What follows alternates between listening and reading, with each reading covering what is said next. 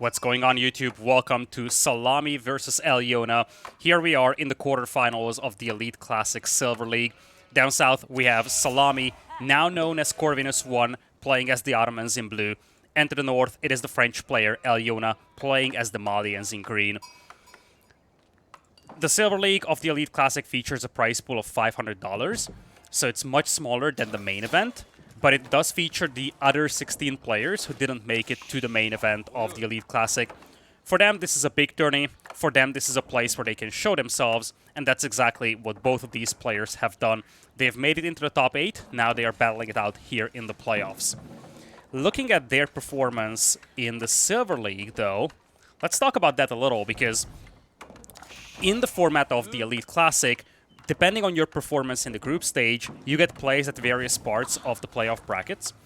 And the fact that these two players are here in the quarterfinals means that they weren't placed in the top 4. In fact, Corvinus, or Szalami, he was the 5th highest ranked player, finishing the regular season or the group stage with a 10-5 win-loss ratio. And Elyona was the lowest scoring player to make it to the playoffs. He finished at 8-7. So it's highest in the quarterfinals versus the lowest. The top 4 get either placed in the next round or the semifinals directly. It's a military school opening for Corvinus here. He is going to open with a spearman. On the other side, standard pit mine stuff for the Malians. Now, when you look at these two civilizations, there is a very interesting storyline behind them, especially when you look at the stats of these two civilizations in the main event of the Elite Classic. For the Malians, they have been by far the most banned civilization. Granted, that was on the old patch. Now we're playing on the brand new Season 5 patch. And down south, you have the Ottomans, which was the least picked civilization of all in the main event of the Elite Classic. Again, I cannot emphasize enough that this was on the old patch, so there are some things that have changed. In fact, Szalami said himself that he loves how Sipahis play out in the new patch. So I have a gut feeling that we are going to see a lot of Sipahis from him. Whereas on the other side, of course, Malians also had their fair share of changes, as we have the Mansa Quarry coming in from Elyona.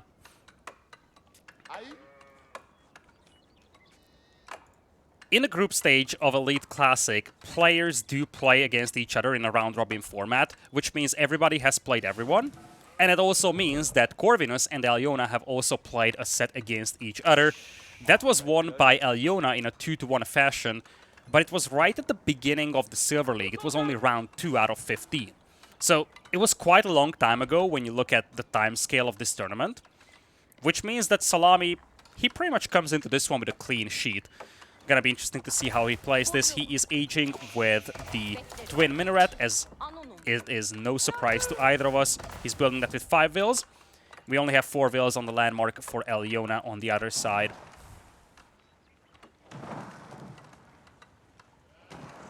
By the way, as we are still in Dark Age, and I was told by YouTube professionals to do this, if you enjoy these casts, I greatly appreciate if you throw a like to the video, if you subscribe to the channel. You cannot possibly imagine how much these metrics help me run the channel and how much these metrics help me get opportunities at sponsors, opportunities at events. If you can spare a like or a subscribe, I greatly appreciate your support. Alright, back to the game. So, 2 spearmen right now for Corvinus. It's gonna be so awkward calling him Corvinus. He has been Szalami for years. Fellow Hungarian player, actually happens to be born on the same day as I was. In fact, not just the very same day in the calendar year, on the very same year, month, and day in history. So we do share the very same birthday with Szalami, or Corvinus now. Range in for Elyona. One of the things I like about this spearman opening is that if the Malian player wants to go for a stable, it's going to be much more difficult to clean up these initial spears. So Malian player is more likely to open with archers this way, and it's going to push away the spears from Corvinus. There's a Sipahi coming in from him as well. It's just the military school producing units just now. No more villagers sent to stone, so this is the lone military school that Corvinus will operate with. As I say that, he's sending a bunch of villas to stone. Now, I would love to zoom in, but I cannot because, believe it or not, the zoom feature was broken in the new patch, so it is what it is. I'm casting recorded games, by the way, so post-event stats will be a little tricky to show, but I'll try my best on these, and I will probably just compress this entire best of 5 into a single video, naturally spoiler-free as much as I can. Blacksmith on the way for Corvinus. It's very much placed to the front. And on the other side, Elyona is playing with a very compressed base. Does have the stable coming up. Now, looking at Corvinus for a brief moment. Yeah, we do have line of sight. He doesn't have a lot of scouting intel on the inside of Elyona's base, actually. I think he knows about the range because he saw the archers, but he didn't see the stable. I don't know if he spotted the landmark. Sometimes the line of sight or the fog of war can be tricky. He might have spotted this, and we just don't see it here in the SPAC mode, but I'm not certain about him knowing about the landmark. He should know, subconsciously at least, because if it was the alternative landmark, the Saharan Trade Network, he would have it close to the gold mine most likely. So he probably knows it's Monster Quarry. A Monster Quarry is set on gold, by the way, so no stone trickle into second TC shenanigans coming up. It looks like Corvinus will play into the double military school play, something I kind of appreciate in a slow-paced game like this. This game is escalating slowly, both players play a very defensive, small army production. In these games, the military schools pay off a lot more, because you have time to use these free units. In a game where the army numbers escalate fast, you need to pump out units yourself. You cannot entirely rely on the military schools. Here, you pretty much can, which means that Szalami has to spend little to no resources on army production right now.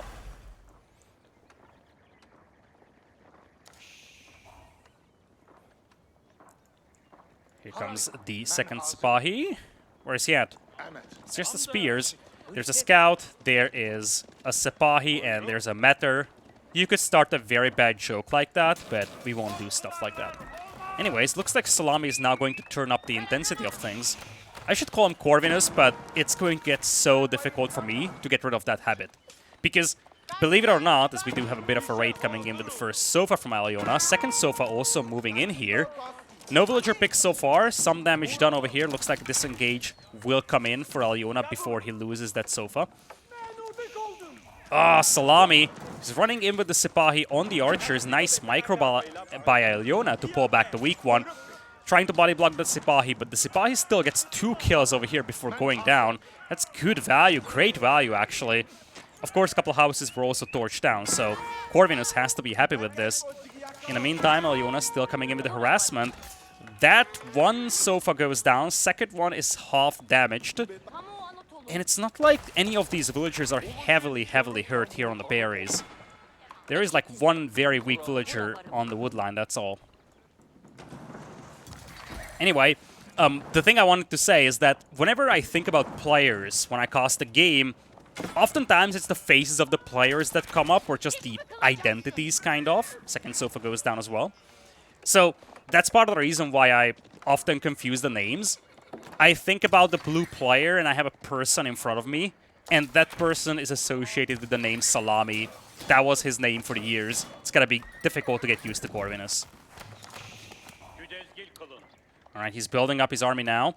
Elyona tried to poke around with those Sofas, but you see, they're not bulletproof, and also the damage output is smaller, so it's a little bit more difficult to get away with a villager pick and then disengage compared to what you would accomplish with knights. Army number is now looking better and better for Corvinus. Not a single villager kill so far, but you see the army value is much higher. He's got the meta buff as well.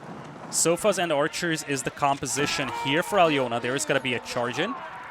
Here come the Sipahis. If the Sipahis get some good hits on the archers, they evaporate in an instant. Meter helping out from the back line. Archers from Elyona cannot get an angle on the Meter.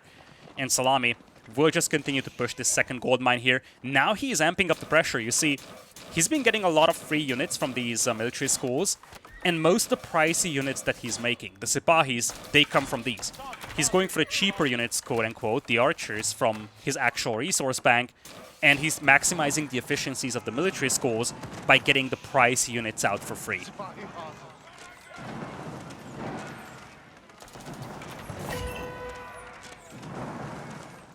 Defensive tower coming up here from Elyona. Pressure is mounting up. He's going to lose the gold mine here. He's outnumbered 2-1. He's going to dispatch the Sofas to intercept reinforcements. That's a good move. You need to cut off reinforcements, build up your numbers, and take a fight. But don't forget, it's not just the numbers game right now for Corvinus. He's got the matter as well. So in reality, this army advantage is much larger, probably closer to a 3-1 ratio, not a 2-1 ratio. Uh-oh. Uh-oh, that's a problem. I wanted to zoom in, but I cannot. Looks like that's basically one cattle carcass, and that's all. You see, Elyona, he doesn't have a lot of gold, which means that he could have been bottlenecked at the production of the cattle for some time, and it's only 1 mill producing the cattle. He's trying to get up a cattle ranch, but he doesn't even have the cattle to eat, let alone to garrison. Houses will be torched down as well. What Elyona would need is a fight where he sacrifices some of his units to try and pick the matter. Maybe, you know, engage with these units, dive in, snipe the matter, and then disengage. That could be a way to slowly get back into this. Love this move to try and intercept the reinforcements. Sofas could pick off quite a few archers. I wish there were like 3 more Sofas here for Elyona's sake, because then he could do a lot more damage. Without those, you see, he gets repelled by 3 Sipahis, and that's all. And at the end of the day, the army discrepancy still remains.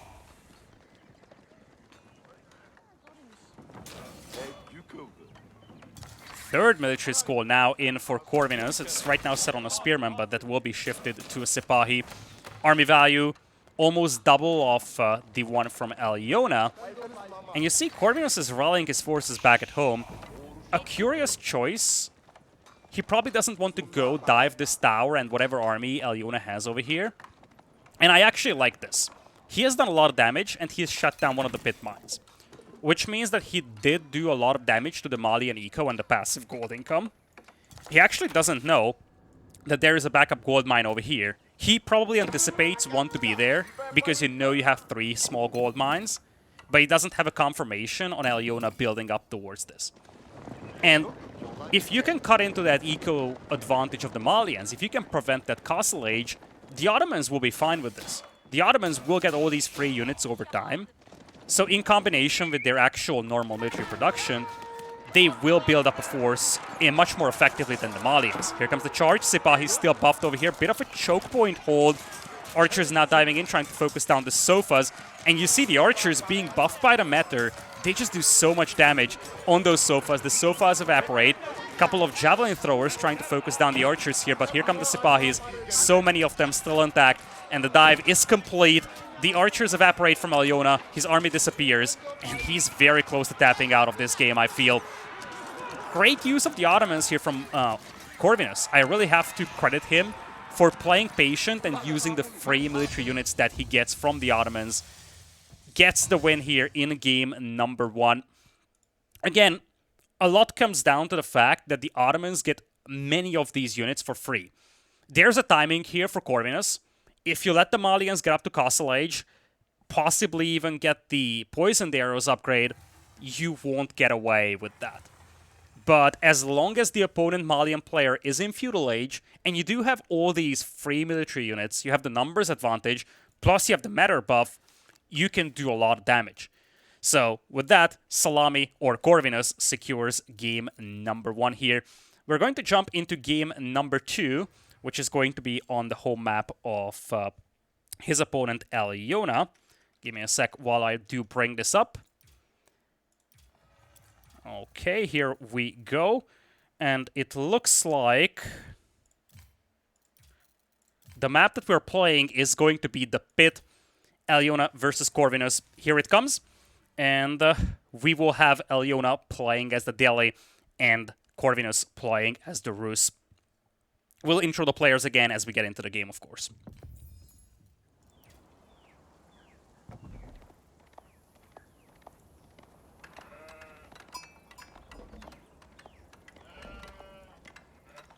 Alright, folks, it's time for game number 2.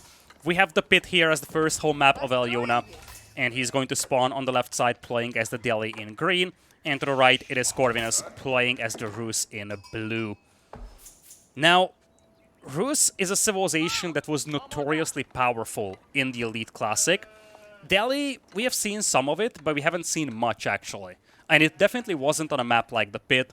This was more of a Rus and Chinese map, not a Rus Delhi map. So Szalami is going for a civilization that was commonly used in the main league of the Elite Classic on this map, whereas for Elyona, it's a very different approach, but I'm not against this.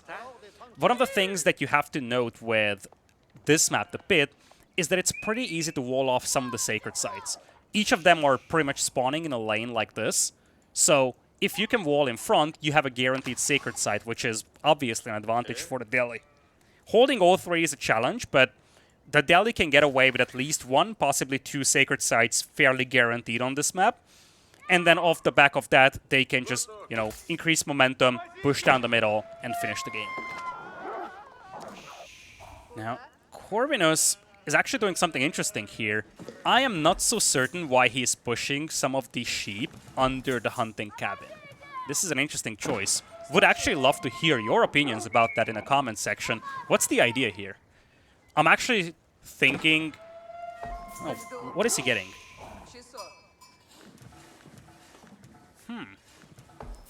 I could see this being one of those scenarios where he just doesn't want to have a traffic jam under the TCs.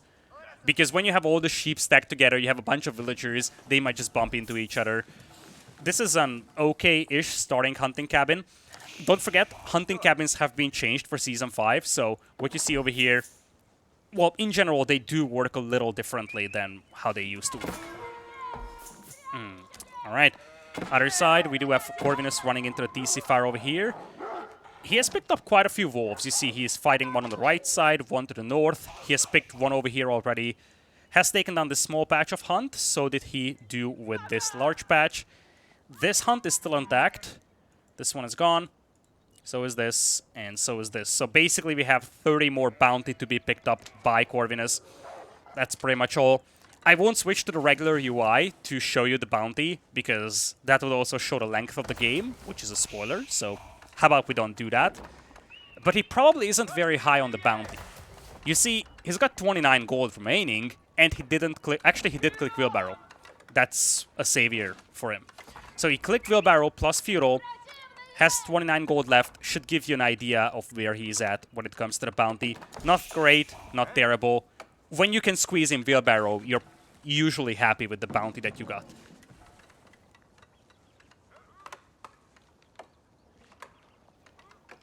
Kremlin for Corvinus. He's dropping it on the stone, possibly setting up a second DC play over here. Other side, it's the Tower of Victory. Nice and compact inside the base. And we do have Piety coming in already for the Mosque. Now, one of the questions I have is whether Elyona has spotted Szalami's Kremlin. He scouted this area, but I'm not sure if that happened before the Kremlin was placed or after. If he sees the Kremlin here, that should be an indication of Corvinus going for the stone. If he didn't see it, he's not certain for the time being. On the other side, Corvinus doesn't have a lot of vision inside the enemy base either. In fact, he's got scouts back at home. Makes me wonder if he wants to go pro scouts in the long run. That's a tech that Corvinus loves, but in this scenario, he doesn't have the gold for it. So it's gonna be interesting to see how he uses these scouts.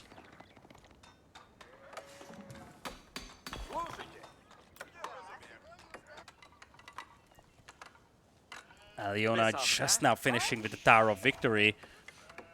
That's going to be a little problematic for him, because when you look at the timings here, Corvinus is going to be fine when it comes to the amount of... Actually, yeah, Kremlin is buffing this lumber camp. This is a very nice lumber camp. So, by the time the first couple of archers would arrive from Elyona, Corvinus will have the second DC going. Prime spot would be right here, possibly, on the gold and on the berries. Maybe on this side, actually. And then you could protect lumberjacks on this side as well. Technically, you could think about this position, but I think it's a little exposed against the Delhi. This main hunt could be a thing to consider as well, but again, I don't think you want to venture that far out, so maybe this is the safest spot for Corvinus. We'll see in a second. On the other side, Elyona is going to open with a stable. Corvinus does have clear vision on this, so he knows fully well that there is going to be a horseman coming, or Ghazi Raider now, I guess. Okay, let's talk about that, because this is an interesting point to talk about. Back in Season 4, Horsemen of the Delhi, It's a strong unit because you can make a lot of them if you have a strong economy with the berries and the sacred sites buying you food. But the Ghazi Raiders are a different story. I actually love them as a unit because they include, or they bring in a brand new feature to the game, and that's the anti-armor mace they have. So now, the Delhi with the Ghazi Raiders are very effective against those Knight civilizations, or I guess they're more effective than they used to be. So if Corvinus ends up going for Knights, the Ghazi Raiders can take some very good fights against them. Second TC for Corvinus looks like it is going up on the hunt. He saw the stable being finished as he was moving out, so he knew fully well that he will finish the TC before the first Ghazi Raider arrives. That pretty much gives him a confirmation that he can go greedy with this and expand a little further away from his starting base.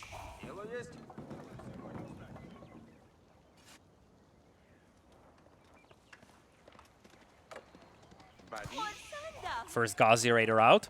Let's take a look at this bad boy. This is a brand new guy. You see, he's got +2 versus heavy, which doesn't seem like a huge buff, but if you consider the 12 base attack, it's actually pretty good. And this bad boy does have a massive bonus damage against ranged. So the only natural predator for this guy are actually spears. They will evaporate the archers, and they do pretty well against knights as well. Nothing too crazy, but this is something that you have to respect as the Knights player. Especially if you combine this with the fact that the Ghazi Raiders can be healed by the Scholars, even in Feudal. The Rus have no tools of healing their cavalry, the Knights, in Feudal Age. Which means that any fight that you take against these Ghazi Raiders, which sometimes do switch to Lances, by the way. So any fight that you take with Knights against these Ghazi Raiders, you take permanent damage as the Rus, whereas the Ghazi Raiders can be healed up by the Scholars. Here come the Scholars. We do have Sanctity finishing, and you see this Sacred Site is being held by a single Ghazi Raider, and the other one is pretty much uncontested, so Elyona will go for both. He does not have any infantry to wall with, which means that he's going to have to maintain some presence here to control the Sacred Sites. But for the time being, he's fine, and there comes the first Archer. I would love to see walls here. That would be so useful for Elyona. Alright, Ghazi Raider trying to focus down the scout here. Corvinus will save it, and you see he's very heavy on the wood department. He doesn't have a ton of gold income, but he's stacking up food. Looks like he is going to pull the militias.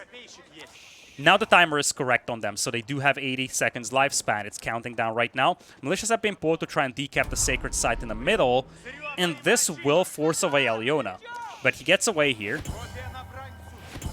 What Szalami needs to do, or what Corvinus needs to do, indeed, is keep the scout nearby, pursue with the militias. You want to maximize your damage output with the militias before they expire, and the best way to do that is to charge him with them, do any damage, frankly, and use the scouts to decap.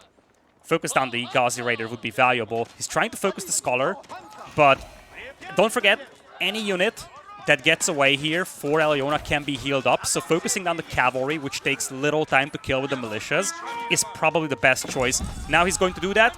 He did get rid of one Ghazi Raider, but that was all. That's probably the most he could have gotten out of those militias, especially if you add it to the fact that he took away the Sacred Site. So, a couple of seconds were won over there. Having said all of this, I still like Elyona's position a lot more. He's down by 8 vills, but he is going to have the Sacred Site in the middle walled off. He is going to have this Sacred Site as well. Would love just a small wall around it. And then possibly focus the middle. Here come the Knights. They will try to stop the walls. Ghazi Raiders will engage. It's only one Ghazi Raider, though. You do have one Monk, but this is problematic for Elyona. The Ghazi Raiders would help a lot against those Knights, but you do need numbers, and that's not something that's here for Elyona. It's got 2 Ghazi Raiders only. It's got 13 archers on paper, but they're nowhere to be found here in the middle. And you cannot trickle in single archers against those Knights. Looks like focus is going to be the Scholar here by Corvinus. You can actually see the attack commands now in caster mode, which is something I love. You could see how Corvinus tried to jump the Scholar, prevents the Sacred Site from being kept, and now the Knights are charging deep, will intercept a couple of archers. And again, the lack of Ghazi Raiders is concerning here for Elyona.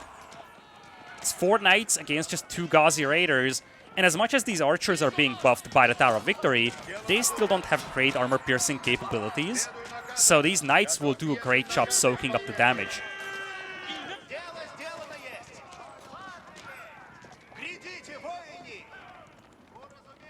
Walls are incomplete in the middle, by the way, so Szalami can still flood through it. Look at that. Now he's doubling down on Feudal. Double range, double stable.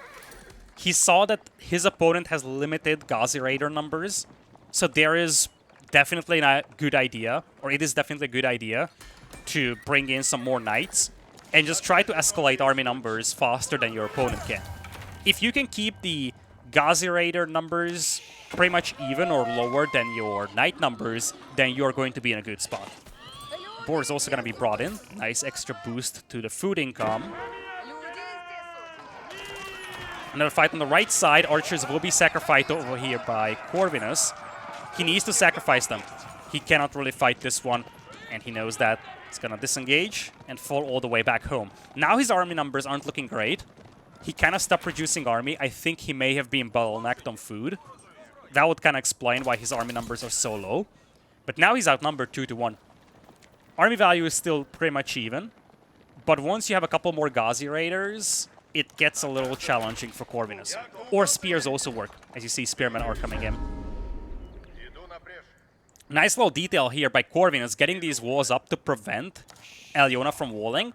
Elyona, of course, can wall, but this is a much more costly wall than it would have been if you just placed it right here. And again, the Knights come in, Archers will pick off the Archers that were building the walls, and again, this Sacred Site is going to be denied.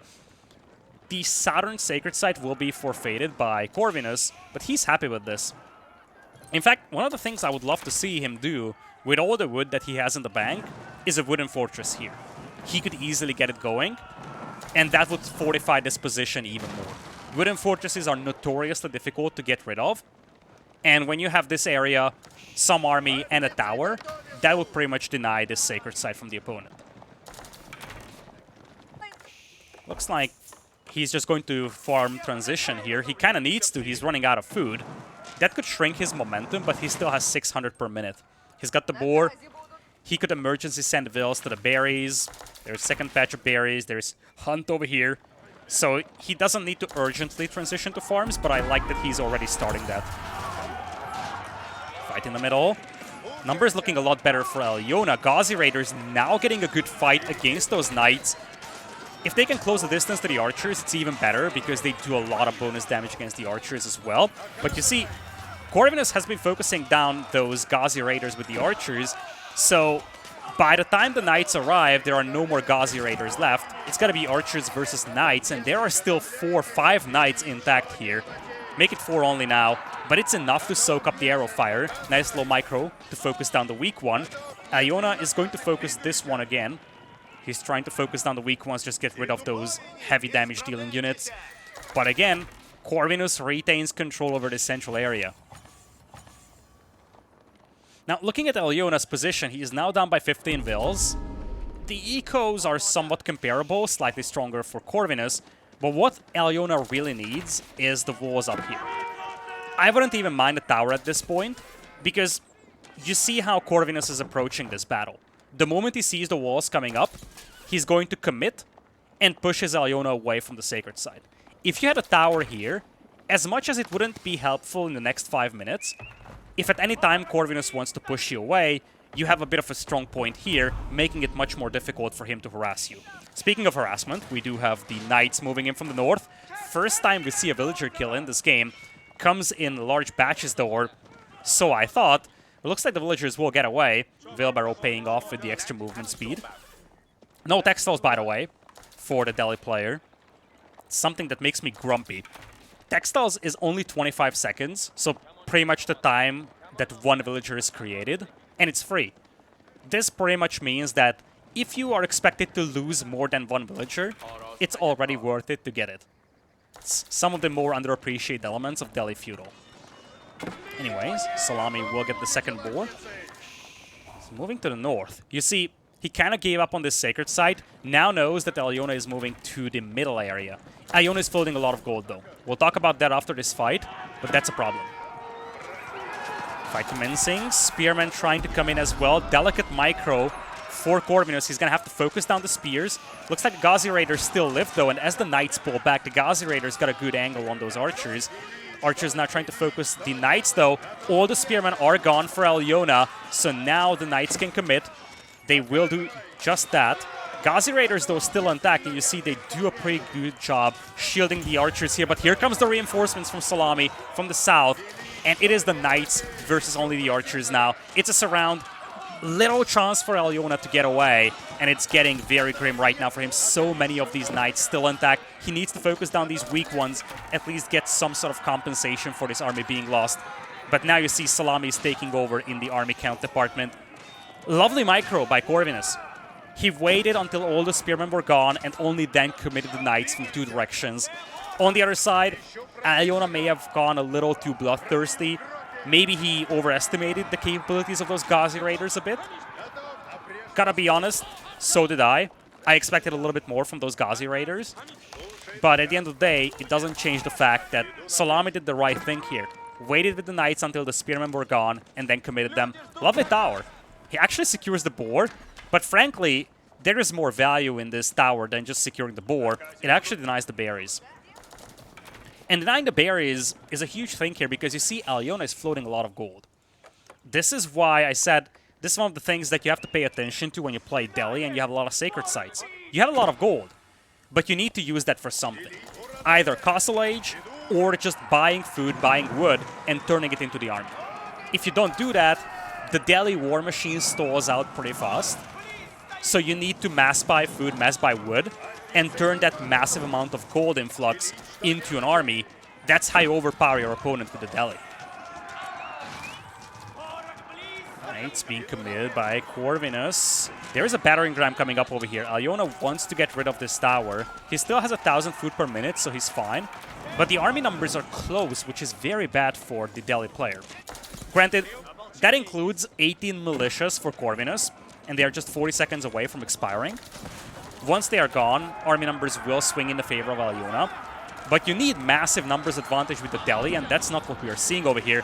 Horsemen will commit against the militia. Here comes the battering ram as well. Bit of a chaotic fight coming up. Some battlefield healing as well on the field from the Delhi player. Militias maximizing their effectiveness just before expiring. And you see Elyona is trying to focus down these archers, but as he's doing it, so many of his Ghazi Raiders are getting hit by those militias. The cavalry from the green player just disappearing thanks to the militias. And his own cavalry, Corvinus' cavalry, the Knights, they are still intact. Once again, we see the same thing from Elyona. The meat shield just disappears too fast. The Ghazi Raiders, the spears, they do get picked off by the forces of Corvinus, leaving him only with archers against the Knights.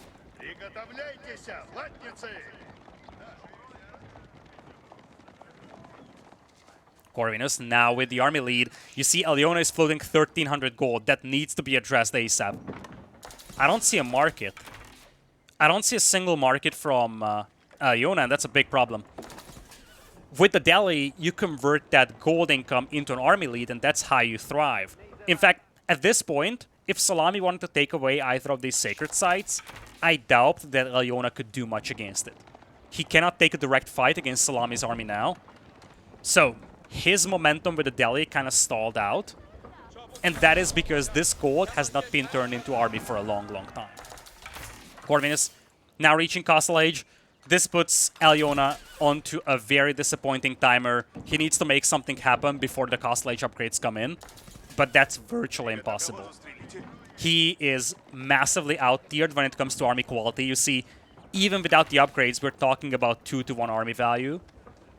And once the upgrades come in, which is exactly in 10 seconds, this difference is just going to skyrocket.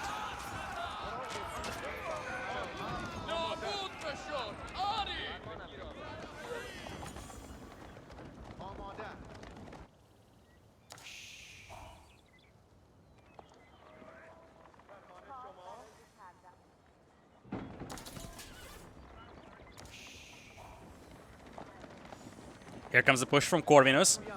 Lovely timing, by the way. He wants to take this fight just before the Veteran Archer upgrade comes in.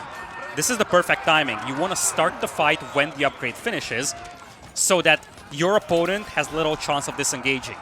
If he started the fight with the upgrade in, there would have been a higher chance of Elyona pulling back.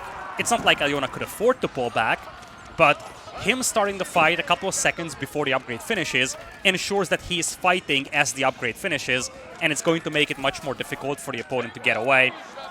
Now the Knights will just stampede through all these archers. Here comes the dive as well.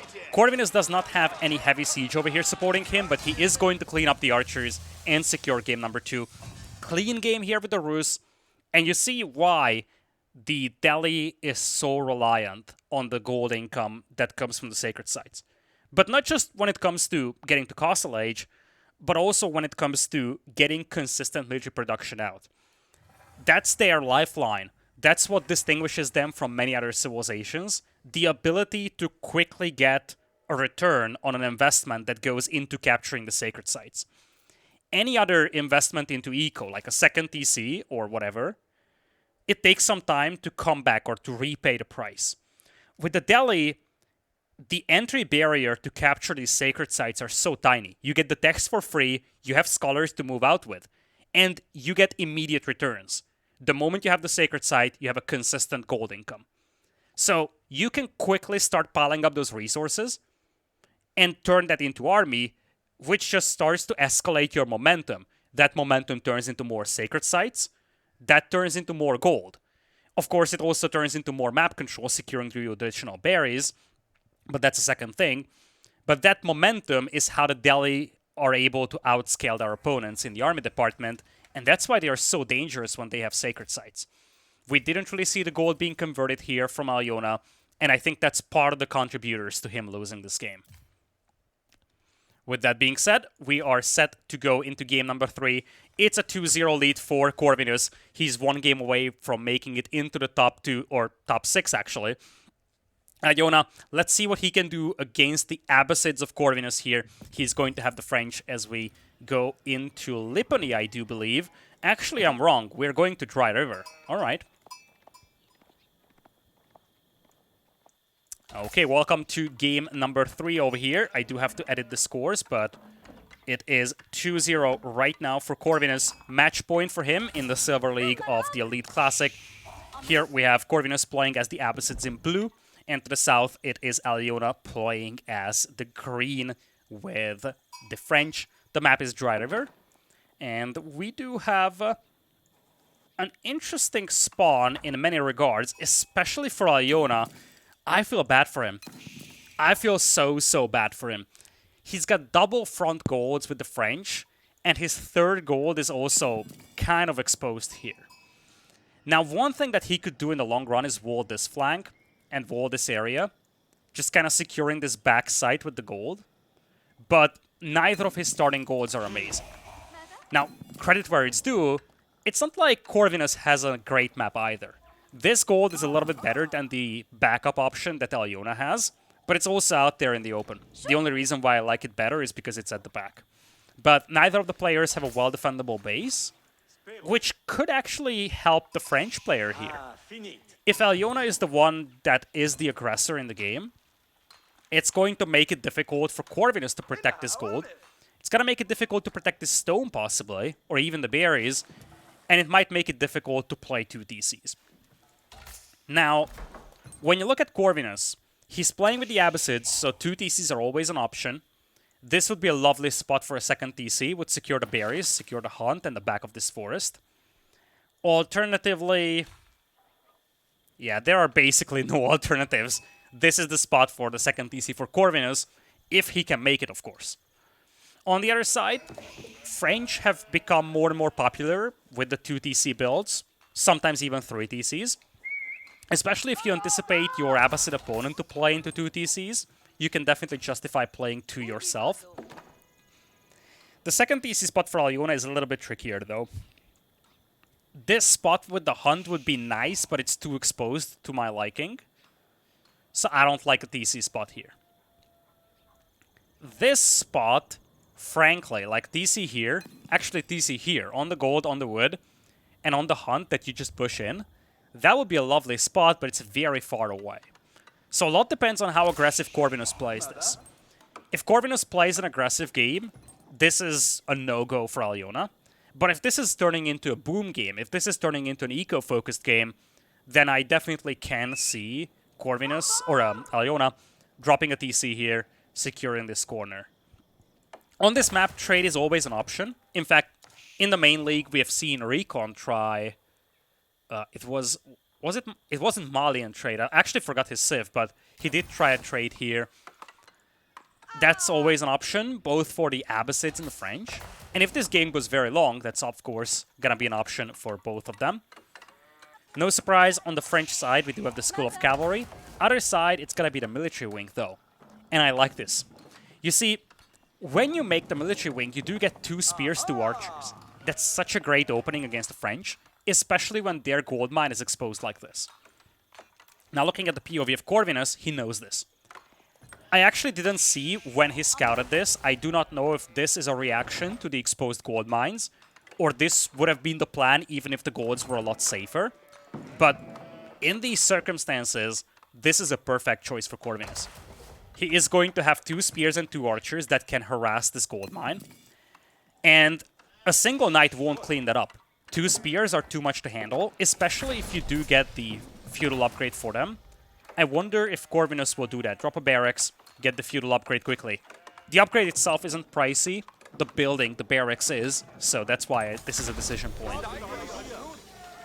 Nice scouting intel by Elyona. Sees the military wing right away, and there's the barracks indeed. I love this for Corvinus. If the gold mines weren't so exposed, I would say this might be a bit of an overinvestment into this aggression. But if he gets the feudal age upgrade on the spears, it makes it much more difficult for Elyona to clean this up. And every second you're away from the gold means less knights for the French player. That's great value for the Abbasids. Especially because, as I mentioned, with the French, you want to be the aggressor. You want to be the tempo setter of the game. You don't want to let the Abbasids spread out towards the berries, towards the second TC spot. But it's something that you can really struggle to stop if you do not have the knights. You see, Elyona won't even care about this force here. He will just try to harass with the knight. He spotted the stone, that's the prime target. But because Corvinus does have a barracks back at home, he can just rally some spears that way.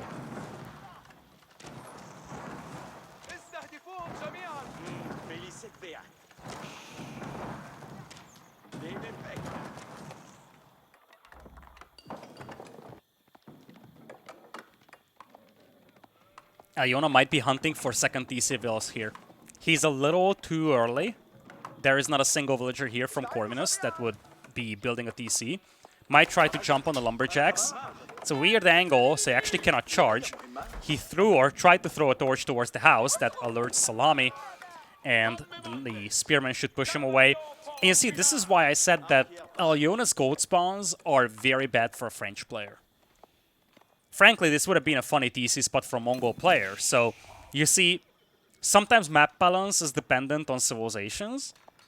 I think Elyona is mostly punished by this map because he's playing French. Szalami's map, as I said, is not that much greater either. It's slightly better, but a lot comes down to the fact that Elyona has those double forward golds with the French. And basically no safe backups. TC Fire is a big contributor here. You lose the first spear, this can be cleaned up. In fact, we have seen this in the Grand Finals of the Elite Classic.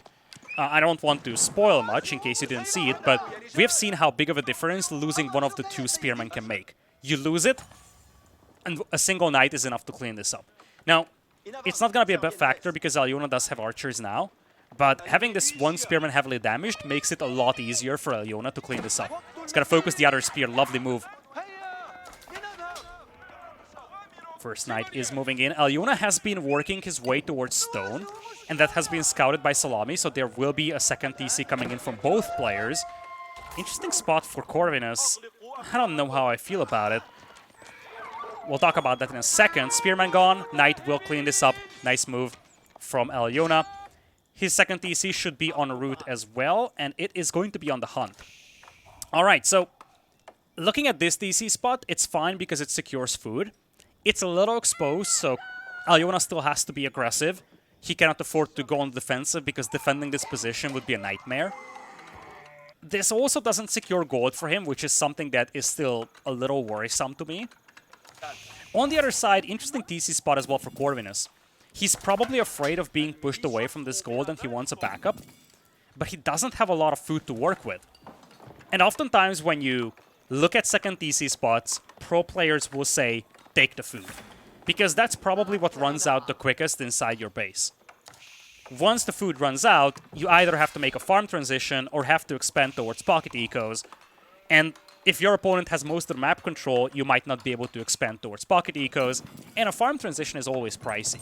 So that's part of the reason why second TCs often get built close to food.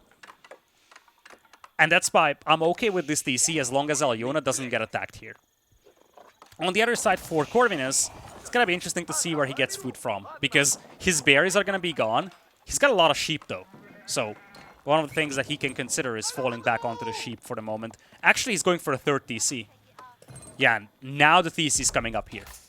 Now it all makes sense. Will be scouted here by Elyona. You see, Elyona does have the scout nearby. He saw the villagers moving out. He can't really stop this. Might actually get a pick. Oh, nice little pick here with the knight. He loses the scout in return, but at least picks off a villager. He's going to be deprived of vision now, but there's the third TC for Corvinus. So, with the third TC coming up here for Corvinus, it all makes sense, because, as I said, you need extra food. If he knows from the beginning that he's going for 3 TCs, securing the stone and the gold spot over here with the TC makes a lot of sense.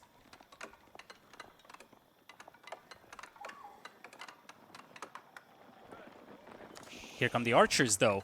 Now, siege engineering, I don't think it has been researched by Elyona, so he cannot push these TC directly, but he can shut down the berries, which is good value against the Abbasids. Gets a couple of picks on the spears. Spearman pretty much sacrificed over here to save the vills. You see, Elyona is now focusing the vills. He actually gets 3 picks out of this one, plus takes down the spears. This is good value. Corvin is actually getting an outpost up here. I love this spot. This is so difficult for Elyona to charge in. If Elyona had a bunch of melee units that could attack this, or even a ram, it needs to path all the way around here, which is very difficult and hard to protect. And it's going to provide a lot of firepower through this forest. This is such a lovely tower for Corvinus. Now, looking at the villager count, it's going to be even in a split second. But the army numbers are looking a lot better for Elyona, and I love this. He could think about a ram push, but instead he's going heavy on the eco upgrades. I don't mind this. These are cheap eco upgrades with the French. Get you pretty quick returns. Helps you delay the time of Corvinus catching up to your eco. And I'm actually wondering, Elyona should know about the third TC. If he ever scouted this stone mine being mined over 850, he should know that there is a third TC. But he hasn't been around here for a while, and I don't think he scouted this TC specifically. So, as much as this is somewhat uncertain, there is a world in which Elyona might be under the impression that Corvinus is on 2 TCs. The reason why I think he knows about the third is because of the timing of this one. It feels too late to drop this third or the second TC at 10 minutes. So, probably Elyona knows about the third TC simply because of the timing of this one.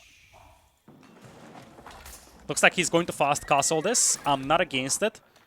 It takes some time to build up the rams, and he was focusing heavily on the eco upgrades. He's gonna go castle. He only has 3 knights, so Royal Institute with Royal Bloodlines. He needs more knights for that. But you know what I would love to see from him? Fast castling this into a forward keep. Feels a little kamikaze, but don't forget, this guy is down 2-0. Szalami or Corvinus is on match point. How about you use that military advantage that you have right now, go fast castle. You can do that with the Royal Institute. And then work towards a second keep quickly. Yeah, it's going chivalry, so it's probably going to be Royal Institute. And if you can get a keep up over here, that could be devastating. It takes away so many resources from Corvinus, and then you can just assault the base from the south. I'm not saying that's the winning strategy here, but I think, especially in the position that Elyona is in, it's something that you could consider.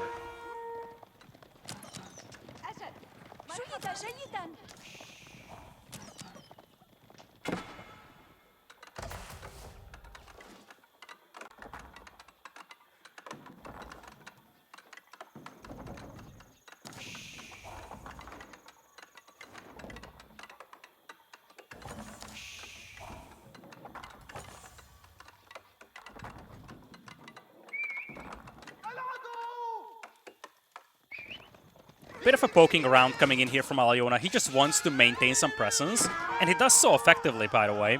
He's picked off 2 additional villagers ever since we kind of took a toll.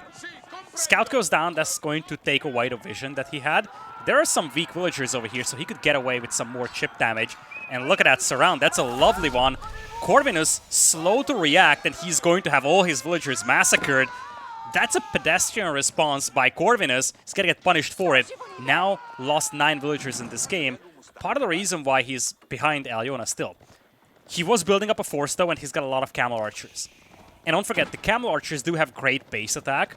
So they do get rid of knights fairly fast, actually. Especially when you have a meat shield in front, like spears. Horseman also out here for Corvinus. He's going to play this full feudal. He saw the Castle Age coming in from Elyona. Will try to punish the gold mine. Archers out here. No Castle Age upgrades for them just yet.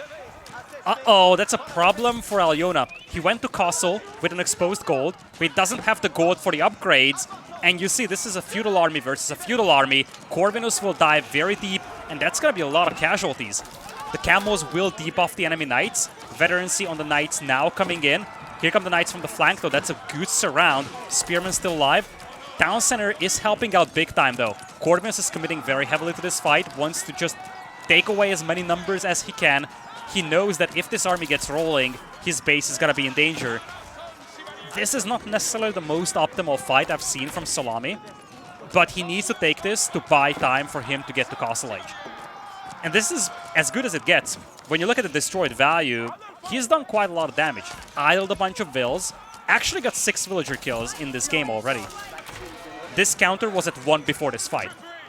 So now, villager count is dead even. He killed quite a few archers, but the knights still live. And this is what Elyona needs to use. Veterans on the archers now coming in. Imagine if Elyona had a little bit more gold to start with. Those archers could have been all veterans. Oh, he was in the middle of a farm transition. This is, folks, why you expand towards food all the time. Because if you get caught in the middle of a farm transition, that's probably the weakest time that you are in. And that's something that Corvinus probably exploited very well here. I wasn't even looking at the farm transition, but this came just at the time that Corvinus was pushing in. So lack of food probably was part of the equation there as well for Elyona. Corvinus is setting up farms. He's got some food to work with still, but he knows that the battle has stalled out a little. His opponent slowed down as well. So one thing that he can afford right now is to make the farm transition. I actually like that a lot. He is on tier 2 of the House of Wisdom level as well. So he's going to have all the buffs from tier 2, of course. Other side, Elyona does have the boar. He has gotten a lot of eco upgrades, by the way. He's gotten the mining upgrade. He's gotten the first food upgrade. You can all see this up here. Love this wall, though. Knowing that this is Corvinus, I would not be shocked to see early trade. He loves it. I don't think this is the right time for it just yet. He's going to go to Castle, but we might get a response soon. Culture Wing. I prefer that too. But if he went Trade Wing, it would have been very intriguing to see how he plays with the trade. He doesn't have a good wall ability on the left side, so that's probably the reason why he doesn't consider it right now. But he's definitely one of the early trade enjoyers. So if he had a more defendable left flank, he may have pulled the trigger on it. This is a good move from Elyona. Corvinus is confined in his base, so you can go and grab the relics. Love the one being picked up from here. Would have preferred if he started with these on the flanks. He leaves this one last, probably, because that's the safest. Take the ones on the neutral ground. Here come the knights. Corvinus is walling up this right side. You see, he's got a lot of exposed villagers here on the berries and on the hunt. He doesn't want the knights to just dive in and pick off those vills. And this is actually an easy way to prevent that one from happening. If 2 knights get on these hunters, that's -5 to 6 vills before they make it to the TC.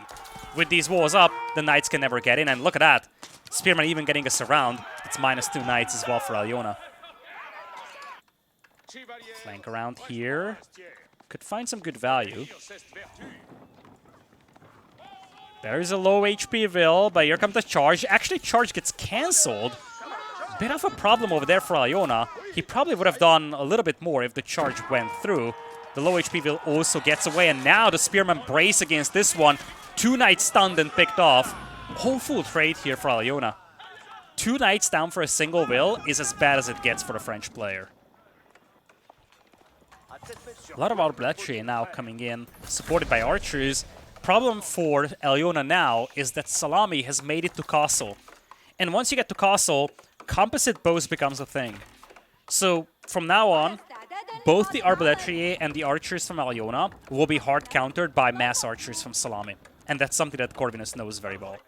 Yeah, I'm still kind of jumping in between the Corvinus and Szalami names. Whichever just comes into my mind quickly. And holy smokes, are we seeing a fast imp here? I wasn't even looking... Jeez! Alright. I wasn't even looking at the resource bank of Corvinus, but he's going imp. That's a crazy economy, actually. Well, he was boomed at 100 vils, and it's not like he was making much army, so... It's somewhat understandable. Now, he could get punished for this, because... Guess what? His veterancy upgrades aren't coming in yet. His army is half the size of Elyona's, and Elyona is now diving in. There is no siege here for Elyona, so he cannot really punish these towers. But he's going in for the wills. Arbaletier moving in as well. Love how the archers are focusing the spears. Corvinus still needs some time for the upgrades to come in, and those farmers, they're fleeing for their lives. Corvinus with 20 idols. There's this little safe haven that he could fall back to, but this is a lot of eco damage. I feel a little disappointed about that fast imp. If those resources went into some more army as he was aging up, this wouldn't be happening. Now, he could hold this. He's got the horseman, gets a good angle. Archers trying to focus down the spears. Now the veterancy comes in. Don't forget, these Abbasid spears, they are beastly. Especially with the Phalanx upgrade, and they do clean up all the archers. This went better for Corvinus than I anticipated. It looked grim for a moment, but then Abbasid spears just do what they do best, which is massacre everything in their path.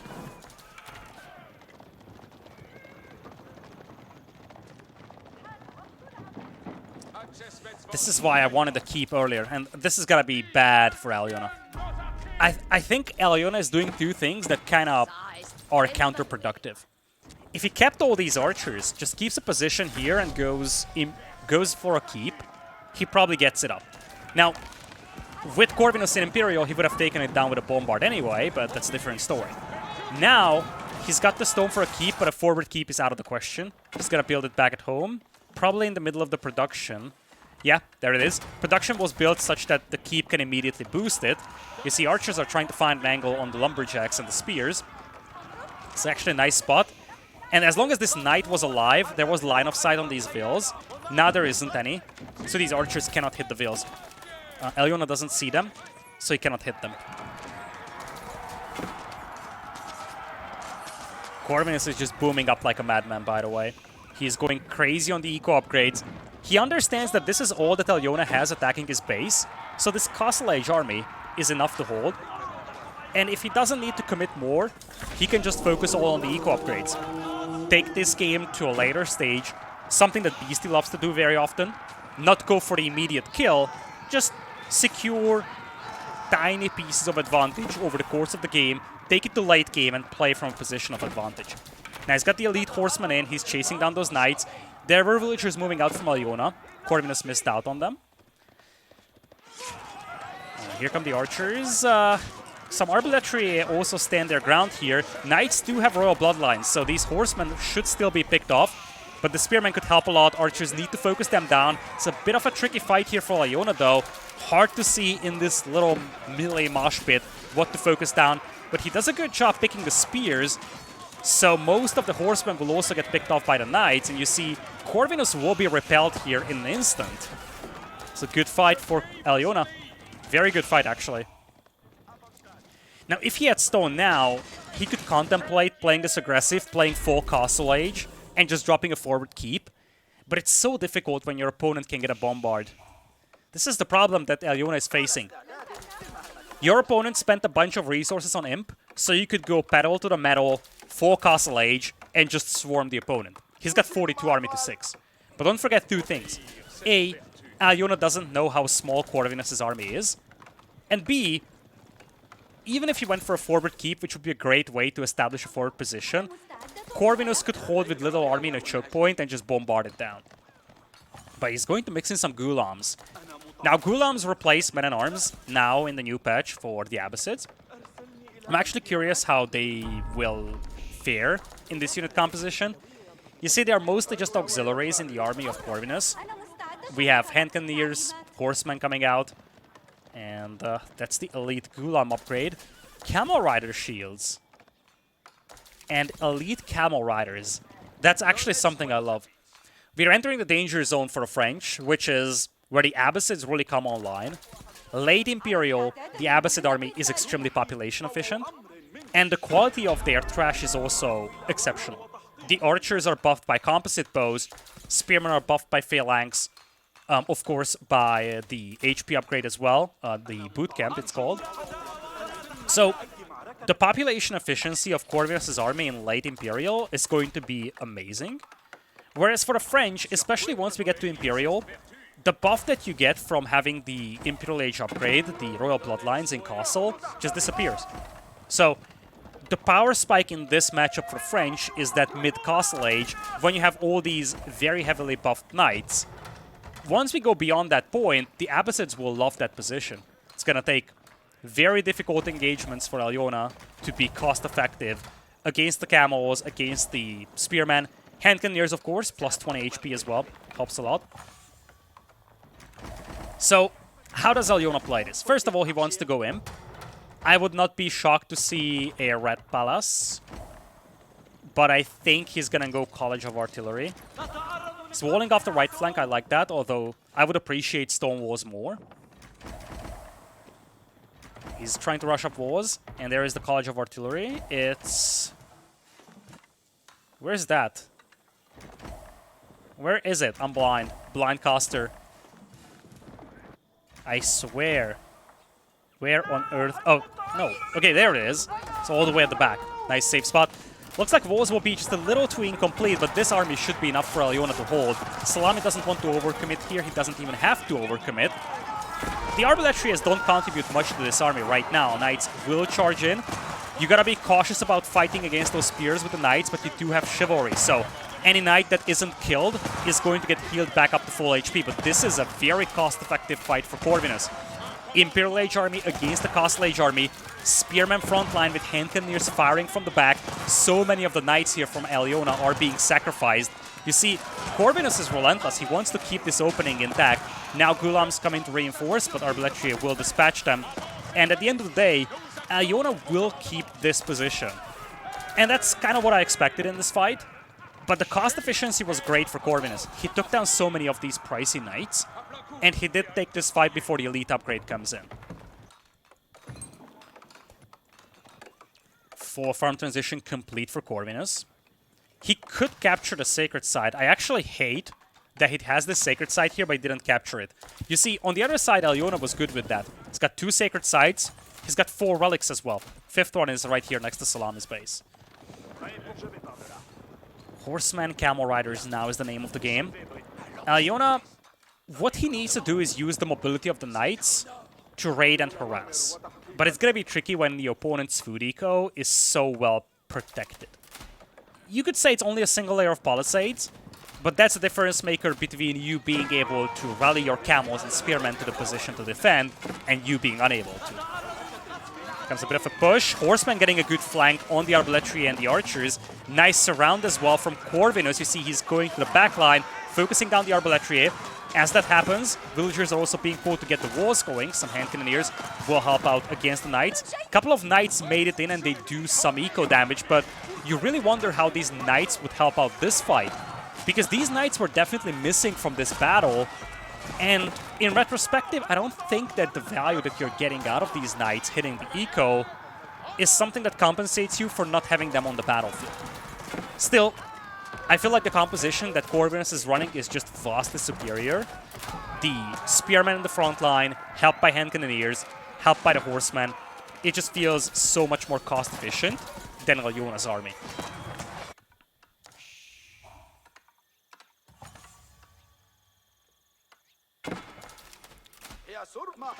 Elyona could play a gold control game here. He could try harassing these gold mines and just force Corvinus to play into full trash units. Even then, this game would be difficult for him because Abbasid trash units are top tier. But if he doesn't deny gold, it gets a lot worse than that. Because what Corvinus will use the gold for will be hand cannoneers. Oh, look at this. Elyona wants a keep here. He has no idea about a keep being there already by Corvinus. That's gonna be a very sad situation for him. Mind you, he killed 50 villas in this game, but it's not showing at all. That is just the power of the 3 TC Abbasid play. Walls complete. Have I mentioned that I would prefer stone walls here?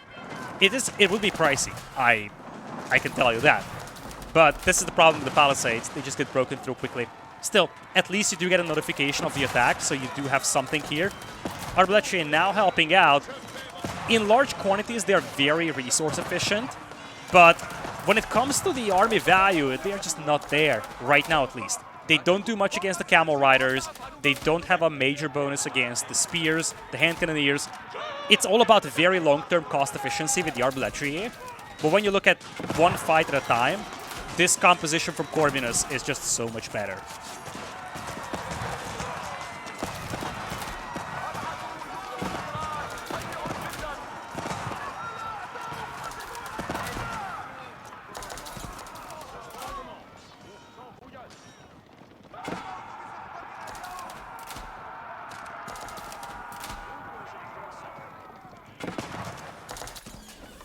On the left, these villagers did have to just bail on the castle and the gold. Instead, they do place a keep on the wood, and this is not something that Corvinus is noticing. This actually could be the Achilles heel of Corvinus' base layout and his entire strategy. If he gets deprived of wood, this is a different story. He needs it for basically all the units that he's making. Problem for Elyona is that he still needs to clean this one up, and it's something that will be difficult to do when you don't really have a major army helping out here. You see, he's got 16 knights, 25 Arbaletier, but... Oh, what is this? One Gulam just beating up villagers. Another tower on the way. Corvinus is now moving towards the stone in the middle. He will probably castle maybe right here to keep this opening. Bit of a scuffle on the right side. Only spearmen engaging. Arbaletier could take a good fight for once. And once they are gone, or once the spearmen are gone, the knights could actually take a good engagement here. Still 14 knights in play, only 9 of them out here. Reinforcements just now arrived.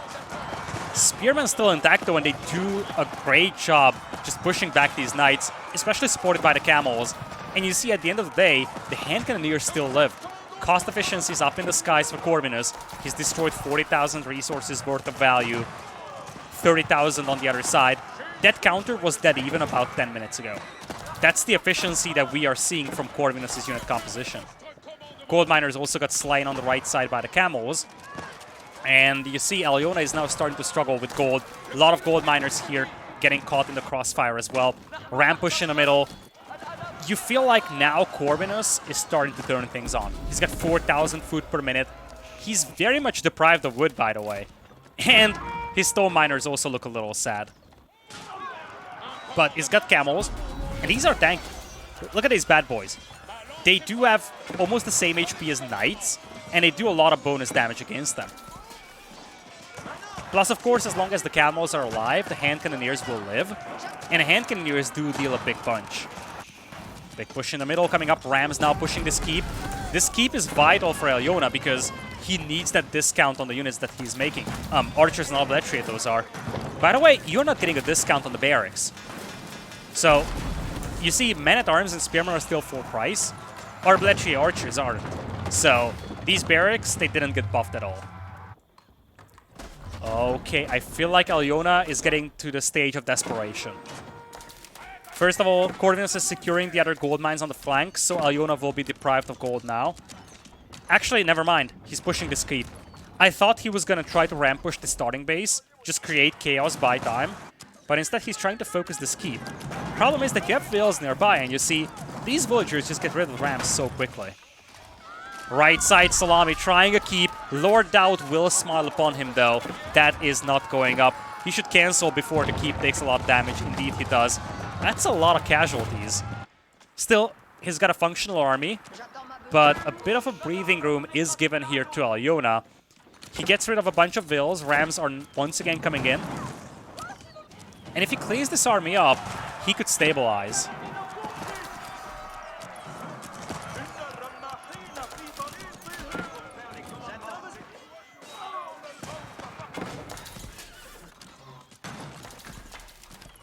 Rams still knocking on the doors of that keep. Corvinus does have stone to repair. He should be able to take this down. Tower is coming up here from Elyona. He wants to deny that gold, but a single tower probably will be a little insufficient for that.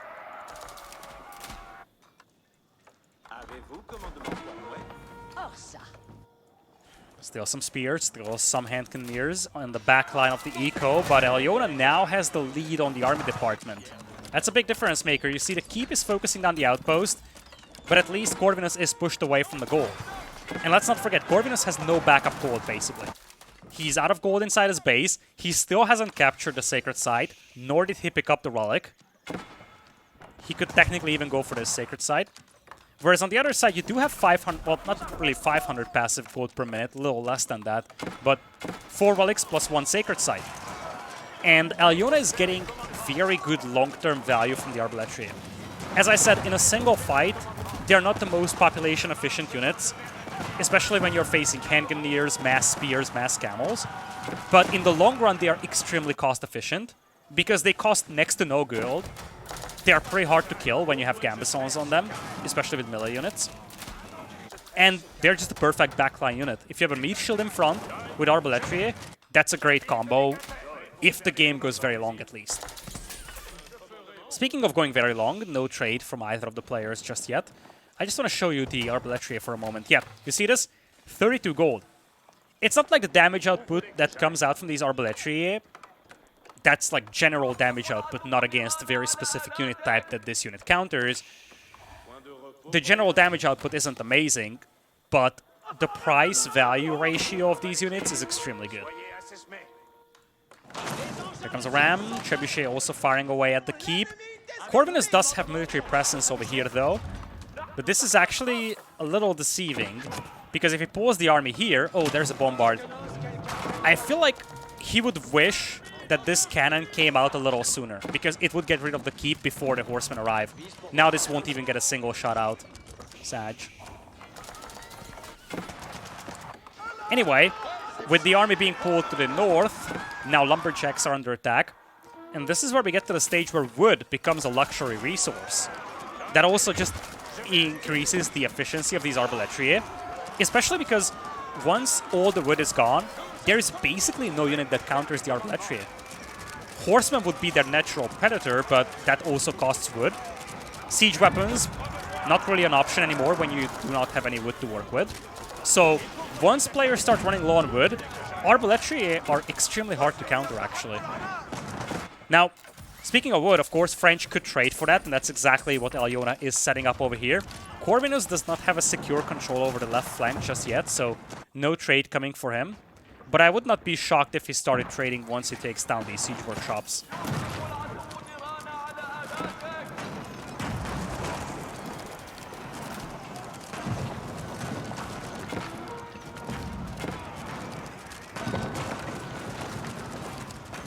Lovely ramp push by Elyona here. Gets rid of the keep. Prevents Corvinus from taking wood, and you see the wood eco is just plummeting for Corvinus. He's got 12 horsemen in queue, 6 spearmen, but nothing that he really could use to get rid of these Arbaletria. This is the problem that he's facing. In addition to that, once he starts losing infrastructure, rebuilding that is going to be a nightmare. And given that he doesn't have trade, given that he doesn't have relics or sacred sites, buying wood is also something that's basically unaffordable for him. Or at least he would have to sacrifice hardly mined gold to get wood. What's the value? 122, but Corvinus is out of gold as well. This is looking very grim for him. Elyona taking down infrastructure. He's got rams. He's 180 population. Corvinus is 172.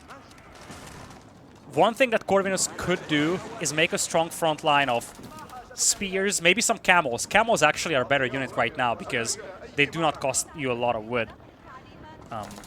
Well, horsemen aren't too pricey either. I guess I was wrong about the camels, but still could be something to consider.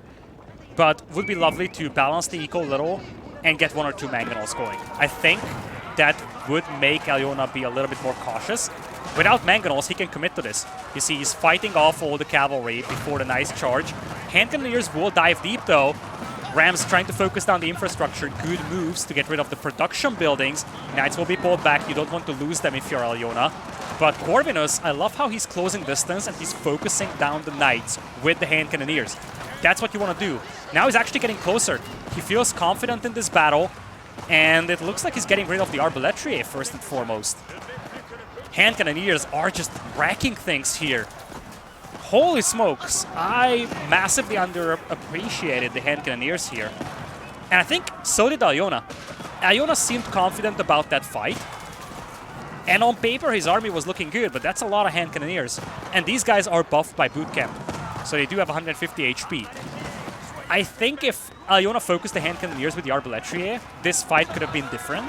But this was a really good engagement here for Corvinus. Second wave comes in, no more front line in front of those hand cannoneers. This is where Elyona wants to dive, and he needs to focus those hand cannoneers. Spearmen, nearly irrelevant at this point. Those hand cannoneers are the big boys, though. Corvinus is out of gold, so replacing them is basically impossible. But momentum stalled out a little for Elyona. Part of the reason why is because he's setting up trade behind this. Looks like most of the trade that comes in is gold. That's alright, it's nice and cool, but his food eco isn't impressive. It's 2k per minute against 3k. And that's a big difference maker between the two players.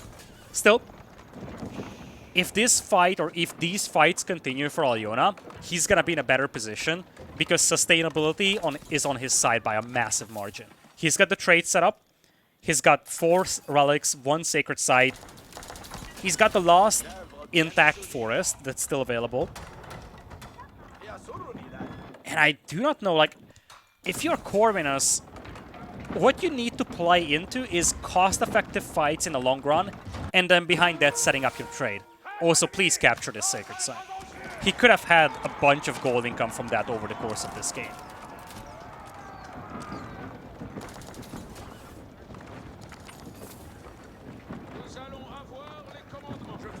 Army numbers looking pretty close. Army value, neck and neck as well. Key thing here is the hand cannoneer numbers, though. As long as Elyona cannot damage the hand cannoneers, this is a bad scenario for him. He needs to focus the Arbaletiers on the hand cannoneers, because all that Corvinus can hope for is that he throws away horsemen, but he keeps the hand cannoneers alive. This is your damage dealing unit, the hand cannoneers are. Horsemen are just cannon fodder at this point. Here come the Rams. Nice little coordinated push by Corvinus. Tries to push the keep. No bombardment placements on the horizon just yet. Villagers will be pulled to take down the Rams.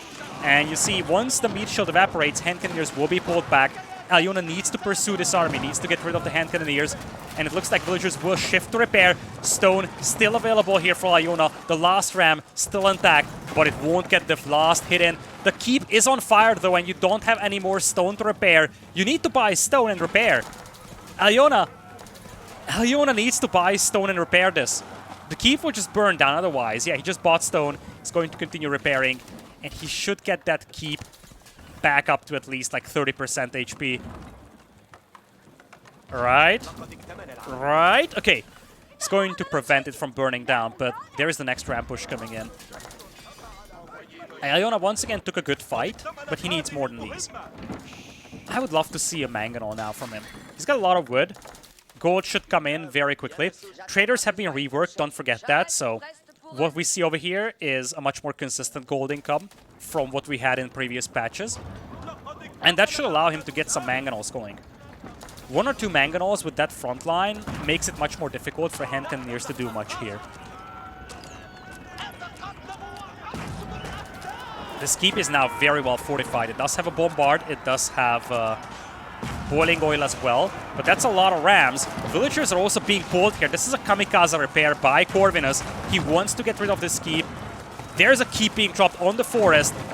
Knights taking a good fight over here, surrounding all the hand cannoneers. The keep is taken down, but Corvinus now diving in with his own. Villagers from Elyona levy to try and take down the keep. They do a lot of damage as it is being built, but the keep is likely going up. It won't be stopped by Elyona. And Elyona doesn't have any heavy siege to get rid of this. Elyona is going to get pushed away from the wood. Corvinus jumps in with most of the villagers, but he's going to have a lot that gets caught in the crossfire. Dozens of villagers getting killed in here by the knights, but this is deceiving for Elyona. He doesn't want to kill Vils here. It's almost irrelevant for Szalami to lose 50 in Vils here. But if Elyona sacrifices all the knights, it's a disaster. And you see, now, with most of the knights gone, this is just a roll for Szalami. He is pushing him with the rams. Mangonels finally arrive. Not a lot of units for Corvinus to snipe those Mangonels, but as I say that, hand cannoneers close the distance and they just sniped it down. Oh man, easy come, easy go, as the saying goes. Rams doing a lot of damage. I cannot help but wonder how this fight would have gone if the knights didn't go overly bloodthirsty, trying to kill villagers under the keep. You would have a dozen more knights over here to work with, and that probably would have been the difference maker between you being able to protect the Mangonels and you losing them.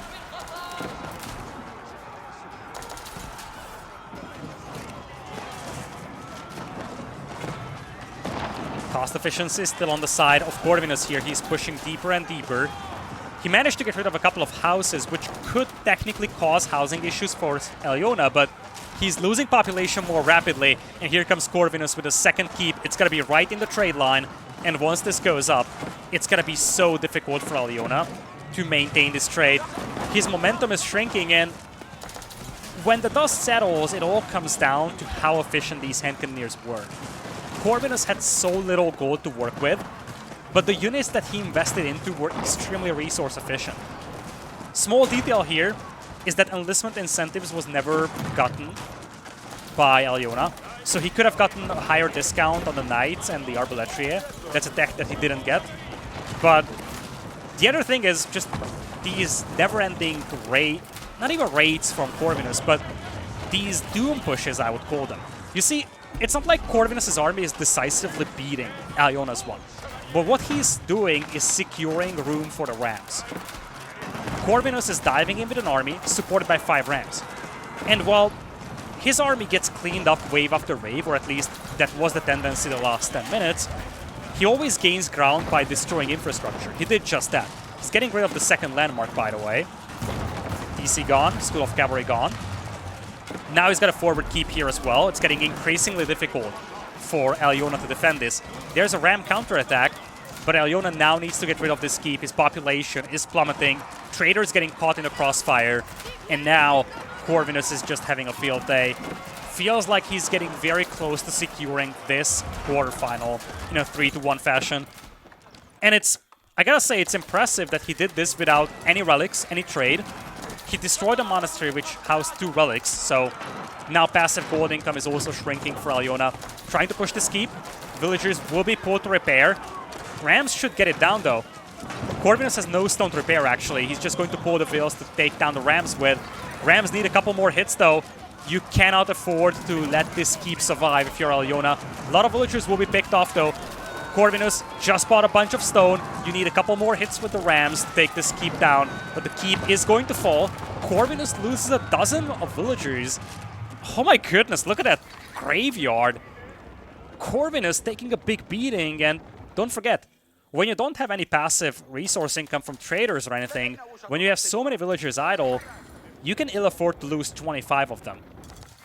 I guess the only saving grace for Elyona here, or yeah, for actually both players, is that Elyona lost a lot of traders. So as much as it hurts for Szalami to lose so much eco, first of all, his villagers are getting more and more obsolete as there is basically no resources left to chop on the map. Second, he killed a lot of traders, so that's good value. He's going for a keep in the middle. Corvinus does have stone to repair, but I don't think he has enough villagers nearby. He's going to try to just counter-push this one with camel archers. Arbaletria firing from the backline. Now Corvinus doesn't have any hand cannoneers though. He's working his way through the enemy ranks with camel archers, but they don't have the DPS that camel or that hand cannoneers do.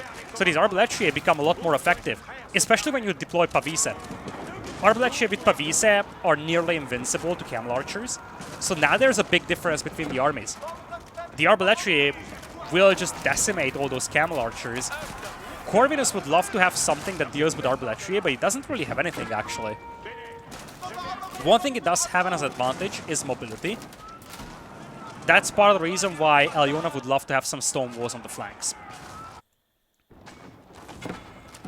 He also needs to pick up these relics. Rampush now coming in. Landmarks, at least the starting TEC, was repaired, so... Oh no. Oh no. Elyona. Talk about missed opportunities here. I'm not saying that these would have been game-winning technologies for him, but these small details aren't helping him. Can't hold settles. That deck is so cheap and it's missing from the Knights. It has been missing throughout this game. Same thing with enlistment incentives. Those two techs, neither of them are very expensive, and they would help a lot, especially in a grindy game like this, especially in a game where Knights were used so frequently. Higher discount on the Knights, more charge bonus. Both of these things are just immensely valuable for the French, but especially can't hold settles hurts so badly. You see, this deck, 52 food, 140 gold. I think this is one of those cases where he just forgot about it in Castle Age and never realized that he's missing it. But this is such a thing that's being missed. Corvinus, all his eco is just food eco now, which actually raises the question of the market prices. Yeah, food is down to nothing. Food is still obtainable, actually. Stone price getting high. Corvinus does have stone, though, for actually at least one keep. Pretty close to 2 keeps. And now he's setting up trade. He's realizing that he's got no gold income, no wood income. He needs to make something happen. This is a win condition for Elyona. Corvinus, he's got very little army. And most of it is horsemen, though. This is tricky. Because, as I said, the natural predator for these Arbaletria would be horsemen. And what Szalami is doing right now is massing horsemen. This is very smart. It's difficult for a player to mass so many horsemen when you're so deprived of wood. But any wood he had in the last 10 minutes, he's been investing it into horsemen. And he's wise not to show them. If he takes a fight now, it's gonna be an alright fight. If he waits until he has 50 horsemen, it's gonna be an amazing one. And I think he will flank. He's actually... Wait a second, he broke through with some vills here, through the walls, and he's going to stop the neutral trade post. He's coming in for a raid. He wants to raid the trade. He will be met by some horsemen on the other side. Those bad boys do have... Corvinus is missing biology, by the way. So as much as I was bashing his opponent for missing some critical upgrades, Corvinus has been playing into horsemen for a long, long time, and he did not have biology. So it's 180 HP against 243. There's a keep here with boiling oil, though, which could even the odds. But with all the horsemen having been sent to the south, the Arbaletria can just push in. There are quite a few farmers to be taken down, but there is no siege here. Some infrastructure in the middle is getting taken down. But down south, the spearmen arrived, and I think Elyona might not have been watching. I think he was watching this army, and I don't think he spotted the spearmen arriving, but this battlefield being littered with the dead bodies of Elyona's cavalry just goes to show that he probably didn't notice the spearmen arrive, and this swings the battle in the favor of Corvinus in an instant. Corvinus will lose some eco, but whether it's 4,000 food per minute or 3,500 is... Wait a second. He's going for a Hail Mary. Folks, he's going for a Hail Mary. Corvinus is desperate. He's pulling villagers to take down the landmarks with. He has taken down 2 already. The starting TC wasn't fully repaired. It has been repaired to 70%, but as long as it's not fully repaired, it counts towards the landmark victory condition, and Corvinus knows this. There is the Royal Institute, that's where the villagers are heading. This TC is still not intact. Corvinus doesn't even need to bother this. In fact, he's just now realizing. He realized that this TC is irrelevant, and Elyona, he's got 64 arms, but they are mispositioned. They're inside Szalami's base, and they cannot contribute. Szalami pulls the Hail Mary here, and there is nothing from Elyona that prevents a defeat to the landmark victory condition. Szalami, known for his play in crazy scenarios, known for his Hail Marys, his all-ins, his unique approaches, finishes this best of 3 with a landmark snipe. What a lovely way to finish a very chaotic game. I do not have many words to say about this game. I'm just at the loss of words at this point. How back and forth was this? When I saw Elyona losing all the cavalry at the south, I was like, okay, Szalami's back on track. He could clean this up. But a lot of the things that we have seen over here show how information available and unavailable to players dictates their decision making. When we look at the big picture, we could have said Szalami can clean up all the arbaletiers inside his base, he can set his trade up, and he can win in the long run. But from what Szalami saw, he said, okay, as much as I have a keep in the trade, he's got arbaletier in my eco. And he just pulled a Hail Mary. If it doesn't work, he loses the game. Now, one of the things to add is that this best of 5, he was at a 2-0 lead. So he's probably much more willing to pull a Hail Mary like that compared to a set where it would be, let's say, 2-2, or he would be down 0-2. But at the end of the day, it doesn't change the fact how he realized there was a window. And for Elyona, small things make the mile, I guess. He wasn't far away from winning this game. It was a little wacky, but those small details, like missing canceled settles, enlistment incentives, or not fully repairing the TC, frankly, those things contributed. Maybe he didn't even notice the landmark victory condition being available to Szalami in time. I do not know that. But it definitely felt like Szalami could just get away with that landmark snipe way too easy. The last landmark was virtually sniped by Vils. With that being said, this was it for this best of 5. Szalami moves on to the next round. Hopefully you've enjoyed this crazy series. Thank you so much for watching. If you enjoyed it, I greatly appreciate if you throw a like and a sub to the channel. These metrics help me a lot, and they do help me get opportunities, get sponsorships. So the best way to support me is do that.